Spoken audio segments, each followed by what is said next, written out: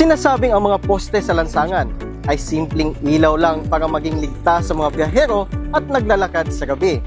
Pero alam nyo ba, dito sa Kidapawan, isa sa mga unang mapapansin sa mga pangunahing lansangan ay ang mga kakaibang street lights with CCTV at street names pa.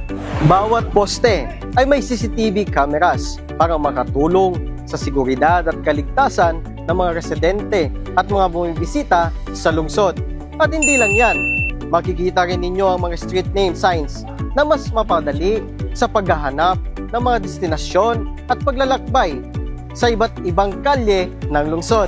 Pero ang talagang nagbibigay ng kakaibang karakter sa mga posting ito ay ang mga artwork paintings na likha ng mga local artists ng Kidapawan. Bawat disenyo kasi ay may kwento ng iba't ibang paniniwala, kultura at pagkakilanlan ng mga mamamayan ng lungsod.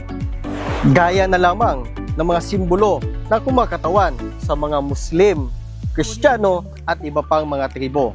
Ang mga ito ay ginawang canvas ng mga local artists upang maipakita ang kultura at sining ng lungsod. Dito sa Kidapawan, hindi lang infrastruktura ang umuunlad at pinapaganda, kundi pati na rin sining at kultura at pati na rin ang seguridad ay magkakasamang pinibigyang halaga. Para sa Kidanos, ako si Leong Ban. Now you know.